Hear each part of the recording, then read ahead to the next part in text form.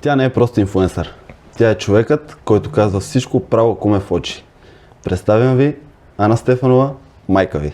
Здравейте. Приятно. На мен Здравей. също. Много се радвам, че прие нашата покана.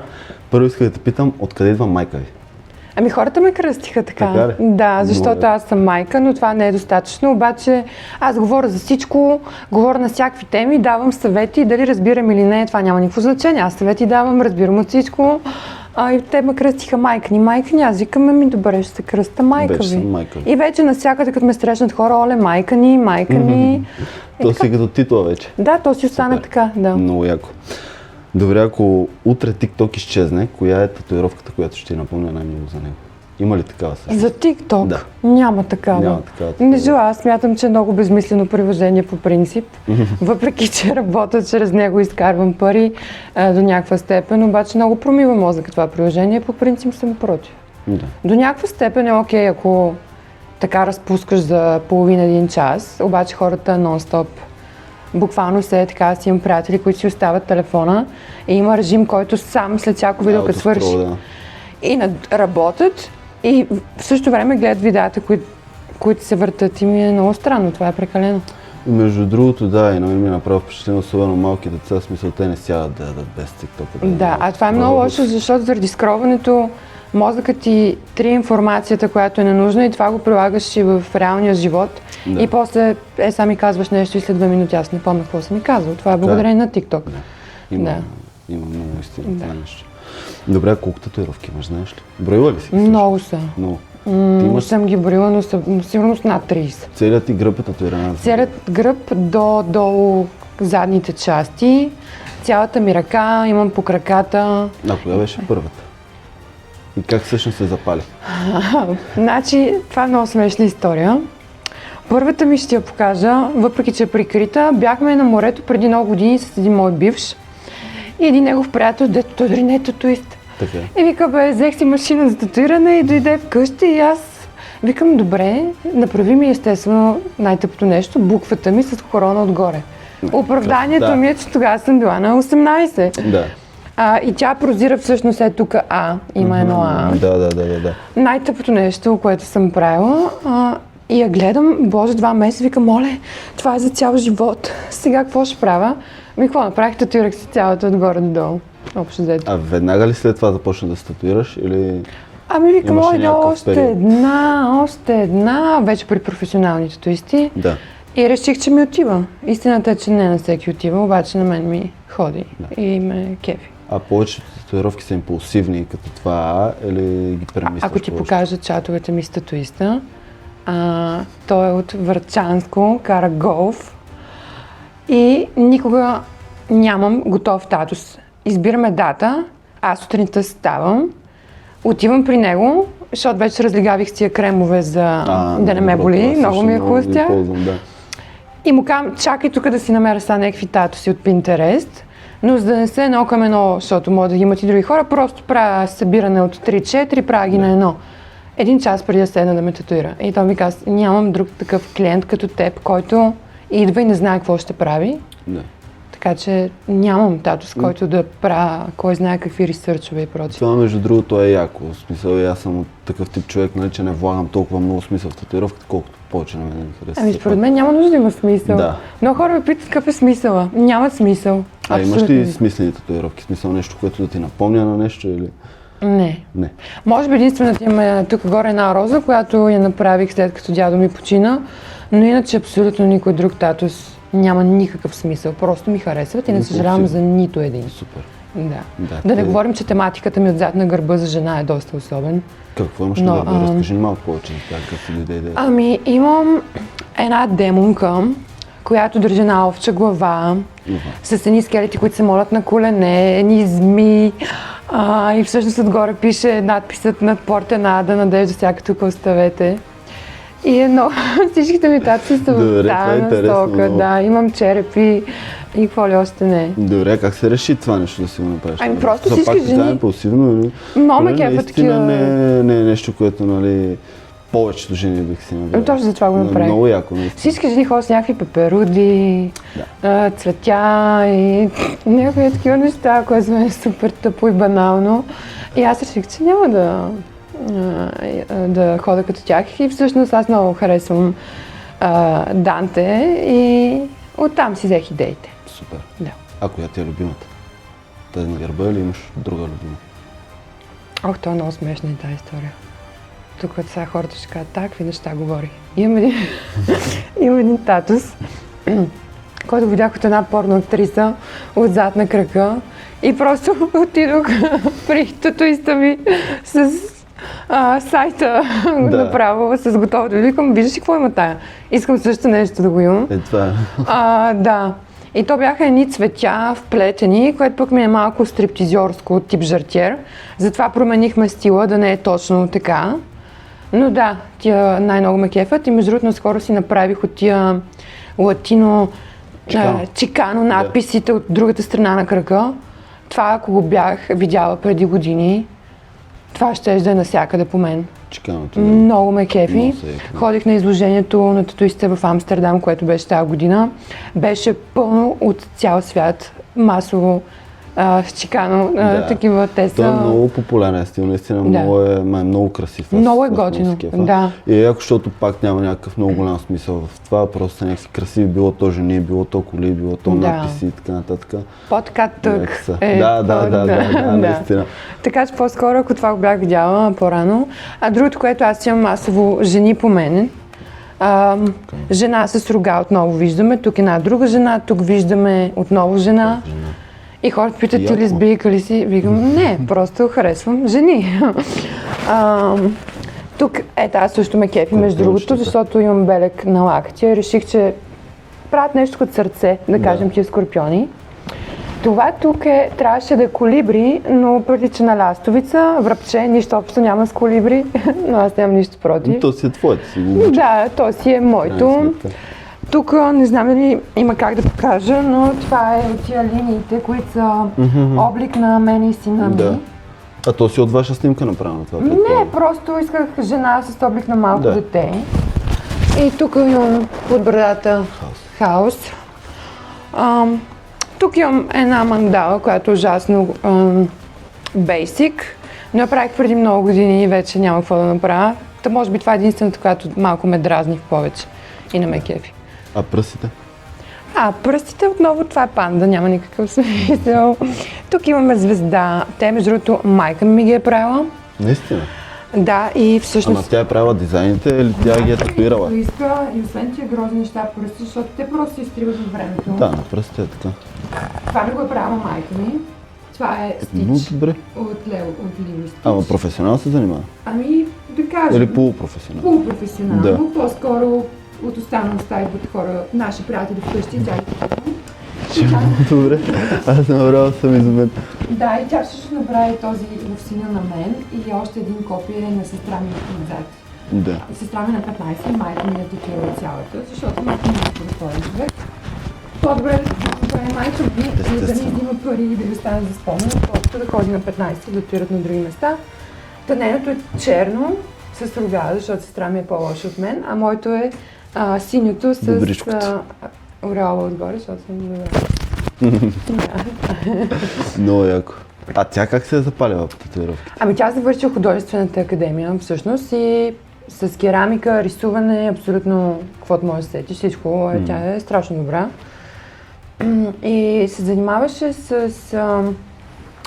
как наричаше това с компресора, с което рисуваш по коли? Аерография. Да. Доста време рисуваше аерография по стените, много казина е нарисувала. Имаше една катафалка, която беше нарисувала 3D, как едно зомби излиза от гроба на капака отпред. Беше много яко. Студиото на татуиста ми, едната стена огромна е нарисувана от нея. Един демон, който е прегърнал чисто гола жена и си е впил ногтите в нея и тече кръв. Общо взето, цялото ми семейство сме насочени в тази... Артисти. Аз лично сестра ми не сме артисти със сигурност, но майка ми определено е. И в крайна сметка е много трудно пък да пробиеш, защото вече има страшно много студия и страшно много татуисти. Да. И хората като почнат да ходят при един човек, те не го сменят. И общо взето почти всички хора са татуирани. И реално майка ми те първа да влага пари в студио, да набира хора. Ми е реално да, особено ако е тук в София, наистина има на всеки ъгъл Да. студия. Да. Малко. Как, например, ми казват, че твоите татуси за някои са хубави, за някои са не толкова хубави. Аз не обичам перфектното. За мен това е красиво, че не е перфектно. Така е, да. И не бих си сменила татуист. Аз си обожавам татуси. Ами то в крайна сметка се става и вече като лично преживяване, смисъл. Да. Като той си вече си е твой човек, да се вика. Ами 10 години сме заедно. Да. Виждаме във всякакви състояния. Нали, защото то развиваш приятелство вече с този човек. Абсолютно, да. Така че не бих си сменила нито татусите, нито татуиста. Браво. Това е много яко, много хубаво това, което го казваш. И наистина хората е много важно да си правят ресърчовете и да ходят при татуисти, с които биха били не само клиенти, а и приятели. Да. За мен също е много важно това нещо. И да можеш да отидеш и да кажеш, виж какво, Влади, вчера се напих много, лошо ми е, ще ме търпиш днеска, ще тече, трябва да си откровен, трябва да си говорите за всичко и да не ви е скучно, аз много мразя да мълча, както може да видиш. И ако 7 часа ще седа на сесия и да трябва да мълча, по-хубаво да не се татуирам. Абсолютно, да. И то малко татуистите стават като фризьорките и маникюристите. Да. Ама и то ми душевни отдушници, нали? Да. Добре, татуирала ли сте се примерно пияна? Да. Имам една такава история. През нощта имам един приятел, с него сме приятели от страшно много години. И всъщност мисля, че ето това е от него. И беше 3:30. Тогава няма го забравя, бях в прием и ми е скучно. Аз виждам, че той е на линия. Викам, Ивана, ти в студиото ли си? Той вика, да. И аз му казвам, идвам. При което отидох и след като бях бременна, си махнах обицата сама на пъпа. След това се опитах да се пробия сама в колата, но не успях. И просто отидох и му казах, искам да ми направиш това и искам да ми пробиеш пъпа. И той ме предупреди, сигурна ли си? Пила си? Тук да фанеш да ми припадаш. И аз бях, няма проблем. И да, имам. Но е нещо малко, не е проблем. Те се пробих и ме татуира тогава, в 4 сутринта. Припадала ли си по времето? Не. Никога? Не. Те нали казват, че жените имат доста повече толерантност от мъжете. Чувала съм, че много мъже са припадали. Даже при татуиста ми той вика, жена през живота ми се случва да припада, докато мъже припадат. На мен ми се е случило, примерно и жени и мъже, но предимно са мъжете, които особено на тези най-големите и най-здравите, те припадат най-много. Да. Ами природата ни е създава жените по-корави. Все пак раждаме и прочее. Факт. Да. Добре, кое боли повече? Иглата от татуировките или хейт коментарите в TikTok? Значи хейт коментарите не могат да ме жегнат никога, освен ако не замеса детето ми.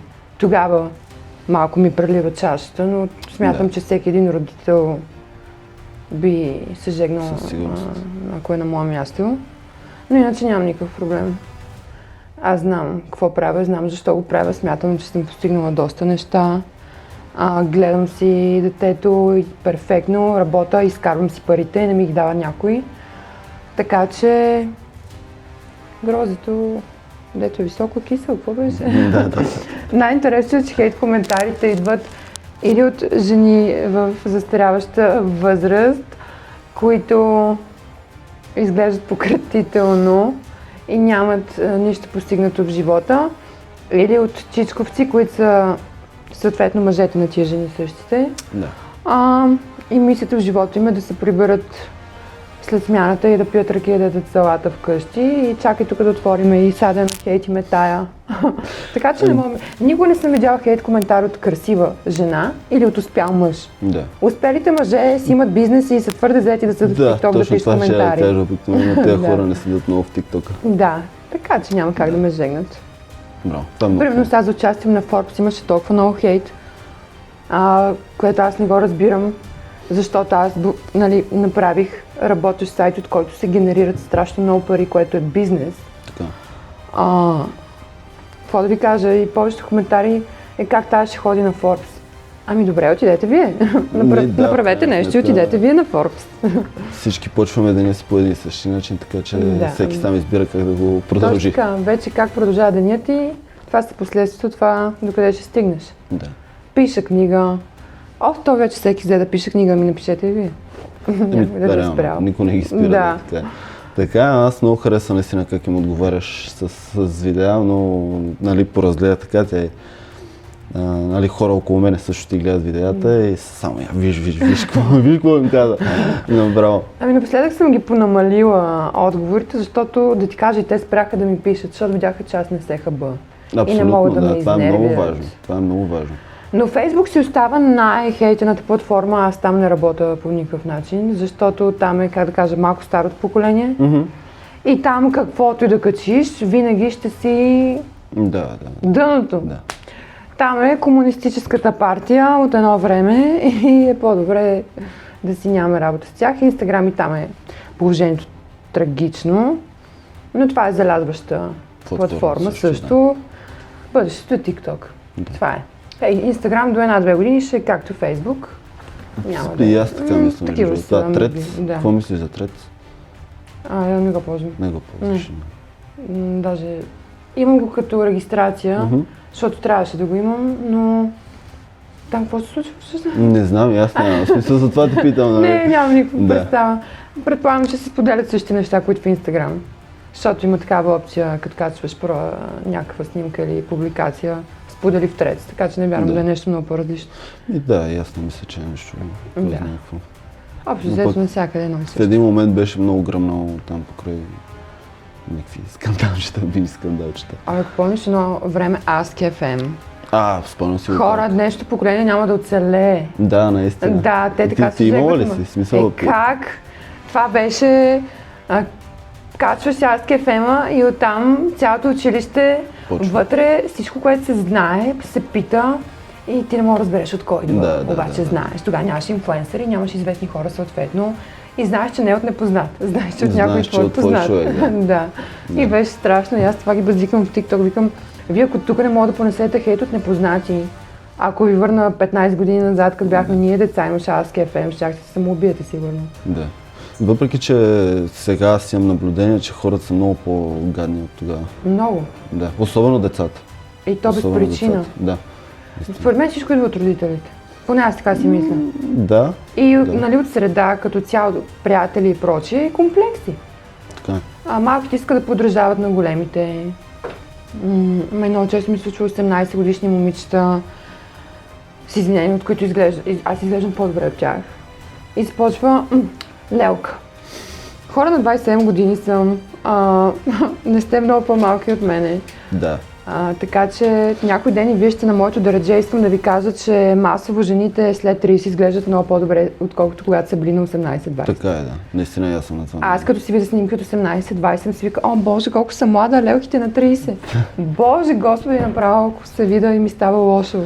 Те, между другото, сега в днешно време, нали, поне по мое наблюдение, не може много да различиш едно момиче на 15-16 години, примерно, дали наистина на 15-16, те изглеждат на 21, 2, 3, 4, 5, което за мен е напълно излишно. Важно е да искате лична карта. Да, искаме. Искате, да. Винаги. Така че...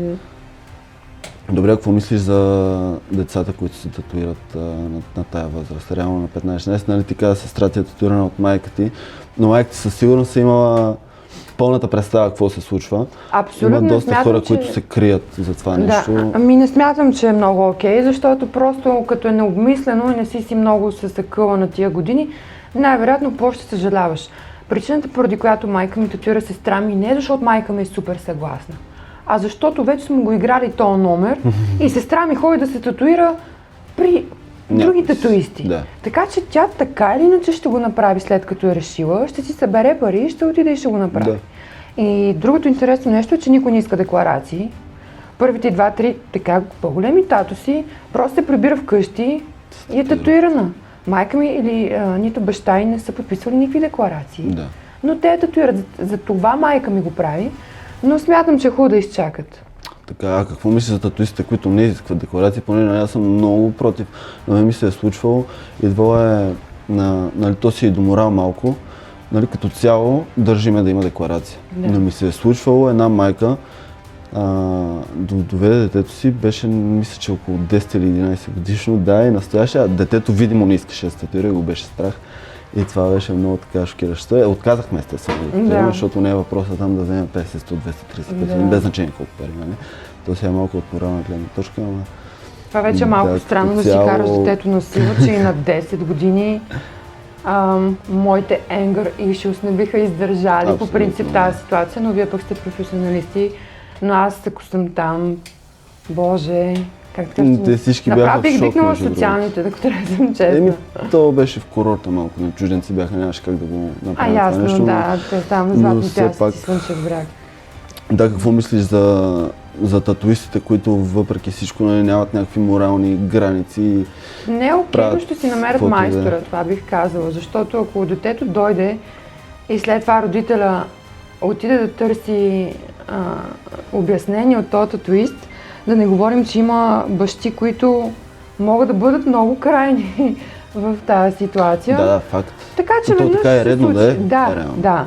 Но веднъж някой ще изплиска легена, дет се вика повече и ще си намери майстора и като ти щупат носа, втори път няма да татуираш без декларация. Така че, общо взето, не е морално със сигурност. Те как биха се почувствали, ако тяхното дете някой ден се прибере татуирано без тяхно позволение. Да, не е окей, но всеки си има глава на раменете. Плюс това някой може да пусне жалба към съответните институции в този случай, така че може да има много сериозни последствия и глоби. Да, така че да му правят сметката, не само децата, а и хората, които Да, нали, абсолютно. злоупотребяват с тези Да. деца в крайна сметка. То си е злоупотреба. Между другото в Англия това се води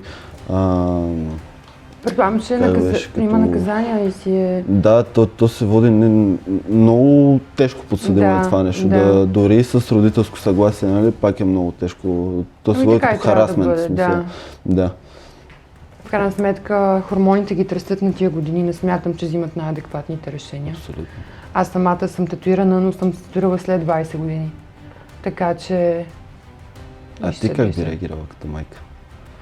Аз съм толкова... Мислиш ли, че синът е жив и здрав да ти е, между другото? Мерси. Мислиш ли, че би ти споделил като цяло, ако О, тръгне да, да се ние татуира? сме много добри приятели с него. Това е много важно. Това е, защото аз съм голям пич.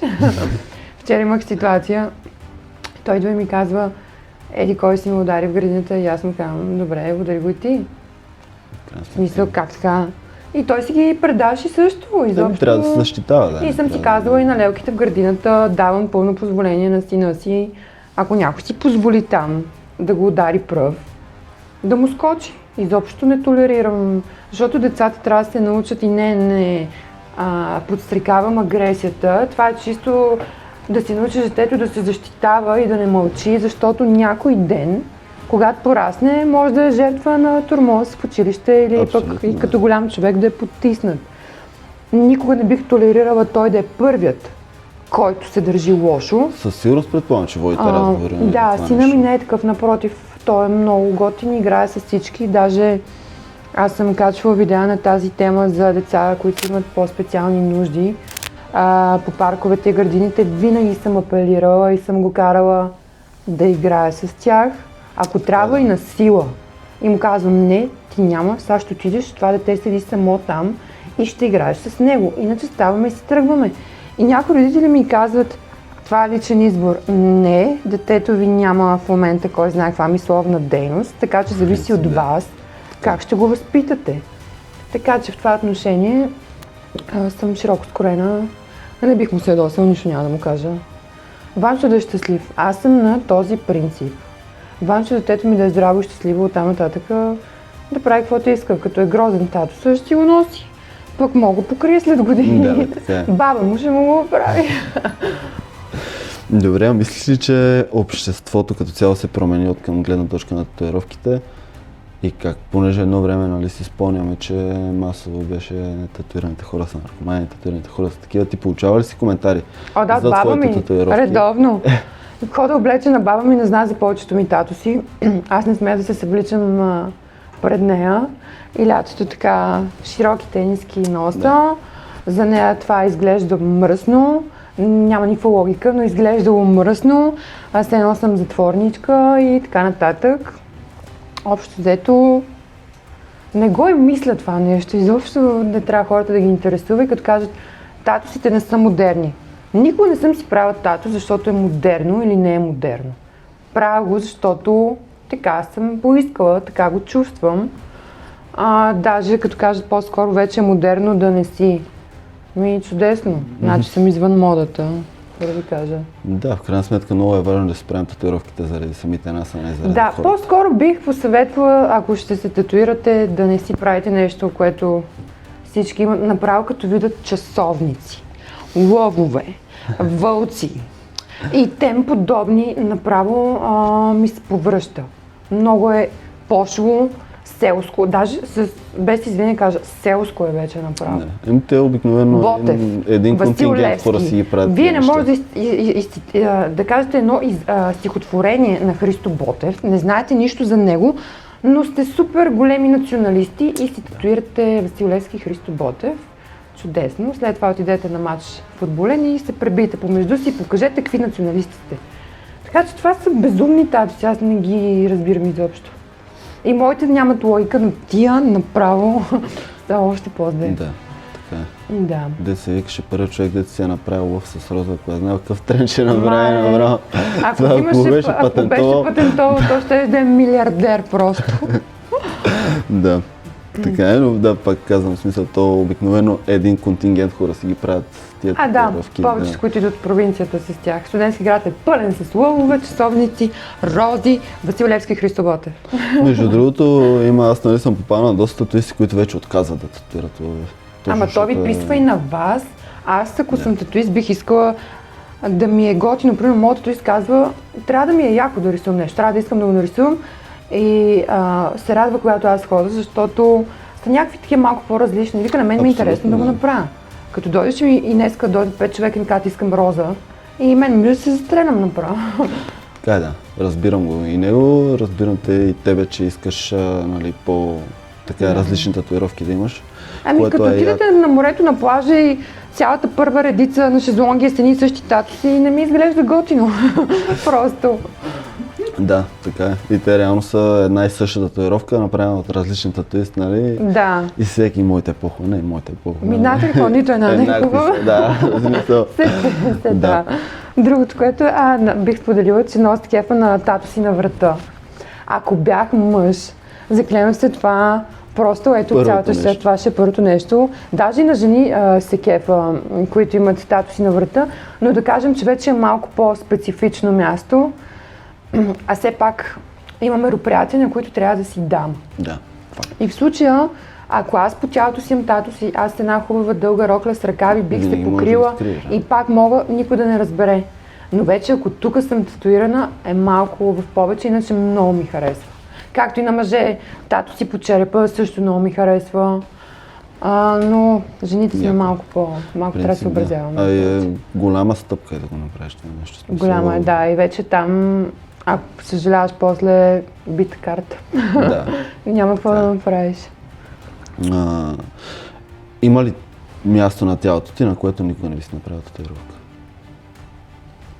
Не. Няма такова място. По-скоро, понеже се опитвам да има някакъв баланс и да не прекалявам, гледам, между другото, татуирам само дясната част на тялото. Така ли? Нямам нищо по лявата, освен това тук. И съм си запазила краката чисти. Излагахте. Майка ми е направила 2 надписа тук долу отзад, но гледам краката да си ги запазя чисти, въпреки че ми харесва.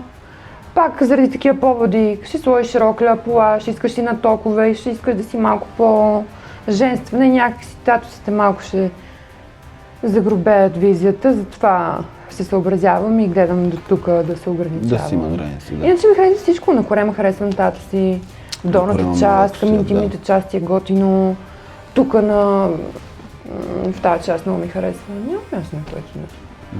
Малко тия надписчета по глезенчетата са ми супер пошли. Те не само погледнеш и тук на бедрата, аз съм забелязал много голям. Да. Сестра ми също даже има, естествено. Не, тук долу наглезена. Много е нежно. Уникално е. Да, и татусите Only God Can Judge Me и тем подобни. Другото, което за кръстовете, доколкото съм чела, не е много окей. Сега това вече кой вярва и кой не, но дет се вика да си носиш кръста, не е хубаво. И най-вече пък като видя обърнат кръст. Това е грозно вече. Вече малко е, дали си вярващ или не, няма никакво значение. Аз самата е спорно дали съм вярваща или съм атеист, няма значение, но си е прекалено. Да. Богохулство си е, независимо дали вярваш или не. Има си някакви граници. Камо ли пък обърнат кръст. Добре, ако днес си казваш, правя си една последна татуировка и приключвам с татуировките, край, това беше, каква би била тя? Ще отворя Pinterest. Трябват ми минута и половина и ще избера нещо голямо, за да, след като ще е за последно, като е Гарга да е Рошева, нали знаеш. Нещо супер голямо, въпреки че вече нямам място по себе си, но какво да ви кажа, ще намеря. Да. Добре, каза, че пишеш книга. Да. Тайна ли е каква тематика? Не как ти дойде тайна. идеята за това нещо? Ами, моята история на живота е много цветна. Аз съм минала страшно много неща за крехките си според мен, но според младото поколение, дъртите ми 28 години. И всъщност много хора ме питат, разкажи историята ми. Аз бях качила накратко едно видео, за една част от него имаше 400 000 гледания. Уха. И нон-стоп ме търсят майки за съвети, как хем оставаш себе си, хем се поддържаш, хем се забавляваш, хем си добра майка. Защото малко хората се губят в момента, в който имат дете и след едно живота свършва. Отделно има жени, които са жертви на насилие. Аз съм била. Търсят съвет. И просто реших, знаете ли, какво не мога на всички да пиша по-отделно. Затова ще направя една книга, в която ще разкажа от началото на живота ми, от детството ми, какво се е случило, откъде аз имам моите травми, които всъщност благодарение на тях избирам мъжете в живота си, които имат техните травми, защото хората разберат, че всичко е много свързано. Абсолютно, да, аз съм И за да разбереш твоите проблеми, откъде идват, трябва да се върнеш много назад във времето, да видиш твоите родители къде са сбъркали с теб, какво сте накарали да почувстваш дадени моменти, ти как се почувства и може да си отговорите на страшно много въпроси, ако го направите това нещо. Ако трябва даже да отидеш на психолог, който да ти помогне. Въпреки че аз смятам, че един самоанализ на една-две бутилки вино може много да ви помогне, няма нужда да ходите да давате пари на психолози. И да, в нея разказвам абсолютно всичко от детството си до този момент. Има дневник, също така за взаимопомощ, който също много ще помага. Типове жени, типове мъже, задачи, типс и така нататък. Да. И общо там е в... Много хубаво, поздравявам те, надявам се да има успех тази книга и да помогне най-вече на много хора, понеже това е много важно. Човек, с който пише книгата, редактора ми, ми каза, аз знам, че ти ще успееш, защото аз не го правя за успех. Да. Не го правя да изкарвам пари. Буквално ще я пусна тази книга на цена, която просто да ми избие печата и редакцията. Да. Изобщо няма да печеля пари от това нещо. Това е много хубаво, наистина поздравявам те за това нещо и се надявам да достигне до повече хора. И като за финал, какво би посъветвала отново хората, които те първа започват да се татуират, било то имат ли или нямат години? Давайте! Бъдете само, че различни, експериментирайте, пробвайте, ако нещо не ви харесва, после може да го промените. Като кажат, като стареете, знаете ли какво е една новина, като стареем всички сме грозни, сбръчкани, така че сте тая. Но пък ако си татуиран, ще си по-готин дядо и баба. Също като видя татуирани, в България го няма много, но в чужбина има много масово татуирани възрастни хора. Да. Супер готини са. Ти като ги видиш, то си им личи просто... Вайбът е друг на този човек. Да. Така че, давайте смело. Никой не го интересува как изглеждате, повярвайте ми, никой няма да ви помни. Така че, whatever. Много ти благодаря. Моля. Не забравяйте да се абонирате за майка ви, задължително, навсякъде. Майка ви едно. Майка ви едно, защото тя е една. И не забравяйте да се абонирате за Викинг Тато подкаст и пишете в коментар кой да бъде следващия ни гост. Благодарим ви.